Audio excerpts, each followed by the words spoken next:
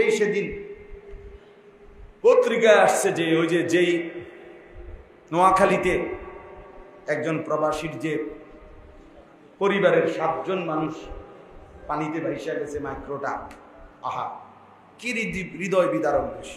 ওই লোক একটা কথা বলছে যে আমি কত শত মানুষকে ডাকলাম একটু ধরবার জন্য, সবাই ছবি উঠাইতেছে। এটা বলছে এই লোক যে হাজার হাজার মানুষ সবাই ছবি উঠাইতেছে, সবাই আহারে মানুষ কেন ছবি উঠাই? আচ্ছা এতগুলো মানুষ ধরিলে কিছু তো, একটা মানুষ হয়তো 2টা মানুষ, আরো 2টা মহিলা বাস, আল্লাহরই ফায়সালা, যা তা তো আল্লাহরই ফায়সালা, কিন্তু আমাদের বাহ্যিক কথা। আরো একবার 1-2 বছর আগে আপনার খুব সম্ভব ওই ফেরি ডুববা গেছে এই আরিচা পাটুরিয়া ঘাটে। তো ফেরির মধ্যে ট্রাক লরি এগুলো সহ, এই ট্রাকওয়ালা, ট্রাকের মালিক, ট্রাকের ড্রাইভার, এও আমি সাক্ষাৎকারটা দেখছি পত্রিকায়। ওই বলছে চিল্লায় কানতেছে আর বলতেছে আমি এই আজকে 2 দিন যাবত কত হাজার মানুষ আসছে, সকলেই শুধু ছবি উঠাইতেছে, কিন্তু আমার ট্রাকটা যে ডুবে রয়েছে বা আমার এই ফেরিটা এইটা উঠাইবার জন্য কোনো কার্যকর কোনো উদ্যোগ নাই, শুধু ছবি উঠে। শুধু চ্যানেলওয়ালাদের কাম হলো শুধু খবর প্রচার করতেছে। 232টা শুধু, আরো বেশি হইতে পারে, শুধু সরকার অনুমোদিত চ্যানেলে আছে। আর এগুলা তো এরা তো সবাই একটা একটা চ্যানেল। এরপরে আবার মোবাইলের ছেলেরা, যার হাতে একটা মোবাইল আছে উনি একজন সাংবাদিক, উনি একজন বুদ্ধিজীবী, উনি দেশবাসীরে প্রতিদিন ঘন্টায় ঘন্টায় বুদ্ধি দেন। এই যে ডক্টর ইউনূস সহ ওনারা বা অমুকে কি করবে তমুকে কি, প্রত্যেকেই বুদ্ধি দিতে আছে, কিন্তু কাজ করার জন্য কেউ রেডি না, কারো হাতে সময় না বুদ্ধি দিতে। আলহামদুলিল্লাহ পৃথিবীর এত বুদ্ধি, 800 কোটি মানুষের মধ্যে বিশ্বের সবচেয়ে বেশি বুদ্ধিজীবী বাংলাদেশে, একেবারে খনি, ডাইরেক্ট খনি, বুদ্ধিজীবীর খনি। জেন দিয়ে আপনি লারা দিবেন বাংলাদেশের যে কোনো জেলায়, যে কোনো গ্রাম, আপনি শুধু লারা দিয়ে চান, বুদ্ধি গড়গড়াইয়া পাই। হ্যাঁ, এই পরিমাণ আজাইরা ফালতু বুদ্ধি ভরপুর। আর বুদ্ধির মেন হেড অফিস হলো চা দোকান। চা দোকানে যাইবেন, আল্লাহু আকবার, দেখবেন অনবরত বুদ্ধি দিতে আছে। কে কারে বুদ্ধি দেয়, কে হনে কার কথা। আফসুস জাতি, আফসুস, ছেলেরা আফসুস। ভাবা উচিত চুলের কি দশা, চেহারার কি দশা, জামার কি দশা, কার মতো জামা, কার মতো প্যান্ট, কার মতো চুল, হাসে কার মতো, সাজে কার মতো, রাত কাটে কেমনে, দিন কাটে কেমনে, কে মা কে বাবা, কি ধর্ম, খেপসের খবর, কি পাগল না ছাগল না।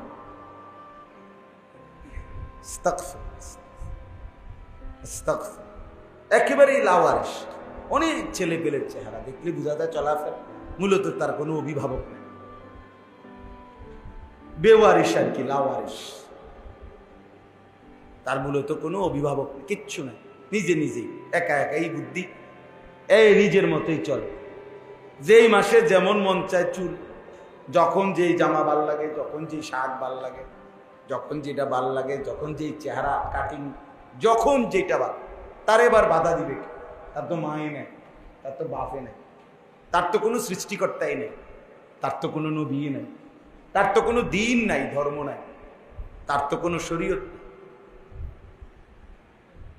তার উপরে কর্তৃত্ব প্রভাব বিস্তার করার মতো তো কারো ক্ষমতাই নেই। সে তো বুঝাইছে আমি আজাদ, আমি মুক্ত, আমি স্বাধীন, আমি জন্তু জানোয়ারের মতো, আমার কোনো নিয়ম কানুন। এটা জীবন হইতে পারে না, কমপক্ষে এটা মানুষের জীবন নয়, ইনসানের জীবন নয়, ইনসানের জীবন। আল্লাহ তাআলা কোরআনুল কারীমের মধ্যে বলছেন আমি মানুষকে সৃষ্টি করেছি, আবার আল্লাহ তাআলা এর পরের আয়াতে বলছে, আমি সৃষ্টি যেমন আমি করেছি, আবার আমি চলার পথ চলার রাস্তা আমি নিজে বলে দিয়েছি। ইন্না খালাকনাল ইনসানা মিন নুতফাতিন আমশাজ নাবতালিহি ফাজআলনাহু সামিআম বাসীরা। আল্লাহ বলেন, আমি বীর্যের ফোঁটা থেকে মানুষকে সৃষ্টি করেছি পরীক্ষা করার জন্যে। আমি তাকে চোখওয়ালা বানিয়েছি, আমি তাকে কানওয়ালা বানিয়েছি। চোখ, নাক, কান মানে বুঝ, বুদ্ধি, দেমাগ, আক্কল, ফতার, বুদ্ধি, বিবেচনা আমি দিয়েছি। আবার ইন্না হাদাইনাহুস সাবিলা, চলার রাস্তা আমি বলে দিয়েছি। আল্লাহ যেন বললেন, সৃষ্টিও আমি করেছি, হায়াতও আমি দিয়েছি, চোখ, নাক, কান, অঙ্গ প্রত্যঙ্গ আমি দিয়েছি, সময়ও আমার দেওয়া, সুস্থতাও আমার দেওয়া, রাত দিনও আমার দেওয়া, তুমিও আমার, তোমার জিন্দিগিও আমার, তোমার সময়ও আমার, তোমার শরীরও আমার, তোমার সুস্থতাও আমার। তোমার জন্য আমি আল্লাহ গন্তব্য কি, করণীয় কি, বর্জনীয় কি, করবা কি, ছাড়বা কি, উচিত কি, অনুচিত কি, সব আমি বলে দিয়েছি। বলে নাই? কথা বলেন না? ইম্মা শাকিরান ওয়া ইম্মা কাফুরা। রব্বুল আলামিন বলেন, সব ব্যবস্থাপনা করে, সব ইন্তজাম করে এবার আমি শুধু দেখছি কে কে আমার কৃতজ্ঞ বান্দা আর কে কে অবাধ্য বান্দা। ঠিক আছে, চলো, ইম্মা শাকিরান ওয়া ইম্মা কাফুরা। আমি দেখছি কে শাকির, কে কাফুর। শাকির মানে কৃতজ্ঞ, কাফুর মানে অবাধ্য, অকৃতজ্ঞ। এবার আল্লাহ বলেন, ইন্না আতাদনা লিল কাফিরিনা সালাসিলা ওয়া আগলালান ওয়া সাইরা। শোনো বান্দা, অবাধ্য, নাফরমান, পাপী বান্দাদের জন্য আমি রেখেছি আগুনের শিকল, আগুনের বেড়ি, জাহান্নামের ধাউ ধাউ আগুন।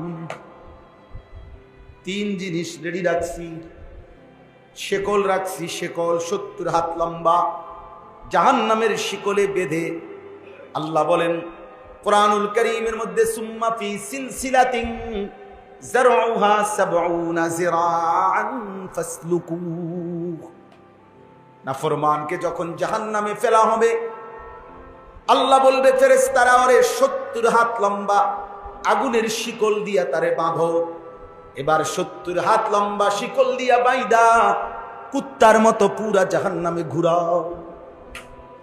ফাসলুকু অর্থ এটা, ওরে জানোয়ারের মতো ঘুরাও, ওরে পুরা জাহান্নামীদেরকে দেখাও।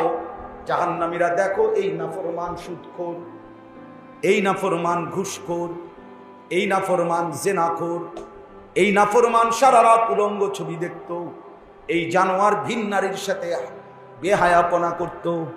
দেখো, এ মিথ্যা বলতো, এ চুরি করত, এ ডাকাতি করত। দেখো, ফাসলুকু, পরে ঘুরাও।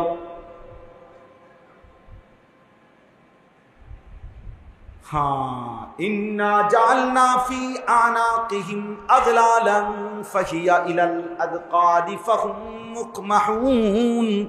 কোথায় এটা? কোন সূরা? সূরা ইয়াসিনে না? শুরু দিয়ে না, ইন্না জাআলনা ফি আনাকিহিম আগলালান ফাহিয়া ইলাল আযকাদি ফাহুম মুকমাহুন। আল্লাহ বলেন, এইভাবে এই দুইটা হাতের এই দুইটারে এখান দিয়ে ঠেলা দিলে আর এমনি বাঁধলে, এইভাবে বেড়ি, জাহান্নামের বেড়ি দিয়ে আল্লাহ বলেন নাফরমানকে এভাবে বাঁধা। আর লক্ষ কোটি বছরে বেঈমান একবারও চোখ নিচের দিকে নামাইতে পারে। আর এটা নিচের দিকে আনবো কেমনে? বুঝেন না? এটা তো এমনি বাঁধা।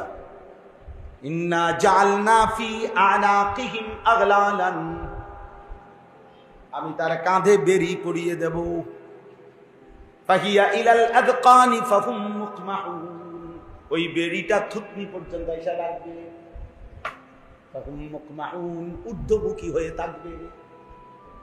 ওই নাফরমান আর কোনদিন মাথা নোয়াইতে পারবে না।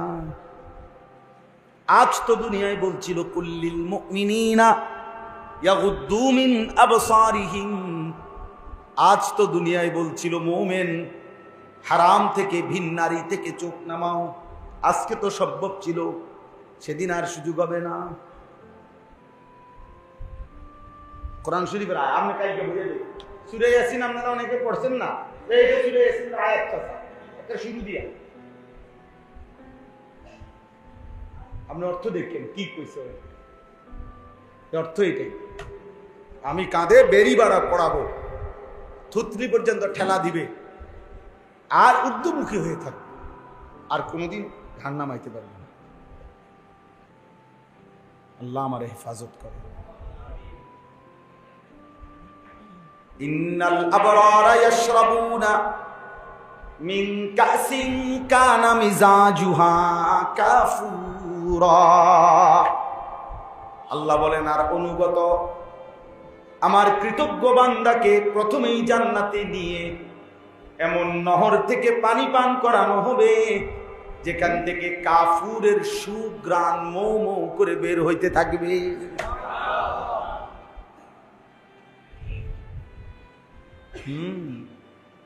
আইনান ইয়াশরাবু বিহাল মুকাররাবুন ওয়া ইউফাজ্জিরুনাহা তাফজীরা।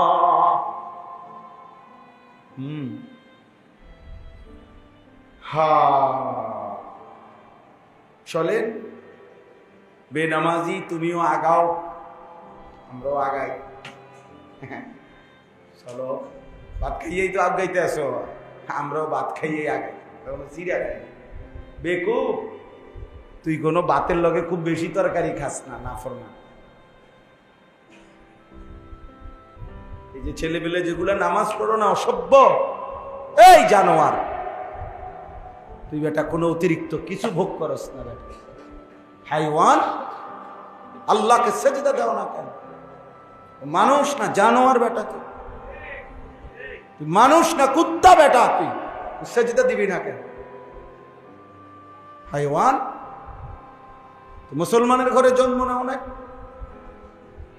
তোর মা মুসলমান না, তোর বাপ মুসলমান না, তোর 12 বছর মুসলমানের পরিবারে বড় হয় না, তো আল্লাহকে ভুললি কেন? আল্লাহকে ভুললি কেন? যা, কোন শয়তান তোকে আল্লাহ ভুলাই দিল? হাইওয়ান, মাকে চেনো, খালারে চেনো, সাসারে চেনো, জ্যাঠারে চেনো, মামাকে চেনো, ফুপাকে চেনো, শালারে চেনো, দুলাবাইরে চেনো, রাত চিনো, দিন চিনো, বেড়া চিনো, বেড়ি চিনো, আল্লাহ চিনো না কেন? হ্যাঁ, আল্লাহ চিনো না কেন? এই বেনামাজি, বলো, দাঁড়া বেটা, বেনামাজি গুলা দাঁড়া, আর নেই তো বাইরে বেটা, বের হয়ে যা মালিকের ঘর থেকে, না ফরমান। কোন লজ্জায় আল্লাহর ঘরে ঢুকলি? সারাদিনে এক ওয়াক্ত নামাজ পড়ো নাই যারা, কারণটা কি ছিল? হাইওয়ান, কেন নামাজ পড়লা না? কেন সাজদা দিলা না? তুই মানুষের বাচ্চা না? রাস্তার কুত্তা না সেজদা দেয় না, ইমানদার কেমনে সেজদা ছাড়া? মুসলমানের বাচ্চা কেমনে সেজদা না দিয়ে থাকে? শরীরটার মধ্যে পেশাবের গন্ধ, না পেশাব করে ঠিক মতো পাক হয়, না পায়খানা করে ঠিক মতো পাক হয়, ওইটা কি পাগল ছাগল নাকি? পাক পবিত্রতার কোনো ধার ধারে না, চুল কিতা, চেহারা কিতা, আড়ে কেমনে, হাসে না কান্দে, কিছু বোঝা যায়। মানুষ না প্লাস্টিক, কিছুই নেই। এটা জীবন হলো, একটা কথা হলো মিয়া, জীবনের একটা সৌন্দর্য থাকবে না? জীবন মানে শুধু কুকা ভাত খাওয়া, কয়টা টাকা রোজগার করা, এরই নাম জীবন? তো বলেন ভাইয়া,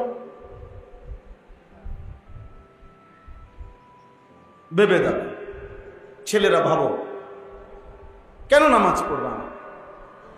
সমস্যা কোথায়? তোমারে কোন শয়তানে কামড়াইছে? কোন জানোয়ারে কামড়াইছে তোমারে? তুমি সেজদা দিবা না কেন? সমস্যা কি তোমার বলো? আল্লাহর ফেরেশতা যদি একটা লাথি দেয় কি করবা তখন? একটা আছাড় দেয় যদি কি করবা তখন? হ্যাঁ, এক সেকেন্ডের জন্য যদি আল্লাহ নিরাপত্তা তুলে নেন, বেঁচে থাকার অধিকার তুলে নেন, কোন আব্বার ক্ষমতা আছে রাখা? তো তাইলে আমি কেন নাফরমানি করি?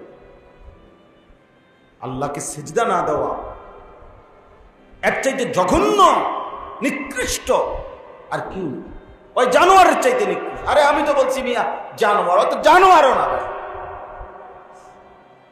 জানোয়ারও না। এটা জানোয়ারের উপরে কোনো নামাজের হুকুম নেই, এই জন্য সে কি দেয় না।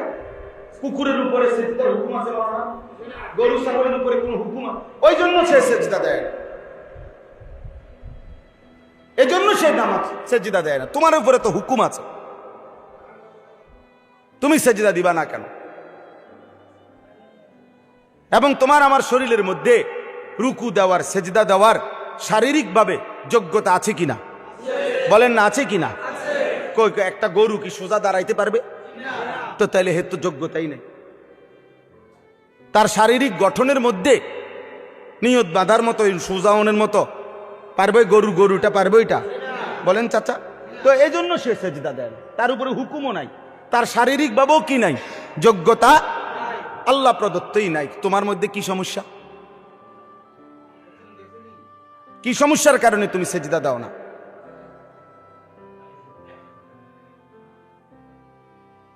আজ ওনারা ভাই আপনারা শুনেন, এই জন্য ভাইয়া গরম লাগুক, গরম লাগলে কোনো মানুষ মরে যায় না, ঠিক আছে না? গরম লাগলে এই প্রতি ফোঁটা ঘাম আল্লাহর জন্য, আল্লাহর জন্য না। এখন আল্লাহর কথা শুনতে গিয়েই তো ঘাম ঝরতেছে, ইনশাআল্লাহ প্রতি ফোঁটায় গুনাহ মাফ হবে, প্রতি ফোঁটাই গুনাহ মাফ, প্রতি নিঃশ্বাসে নিঃশ্বাসে গুনাহ মাফ হবে ইনশাআল্লাহ।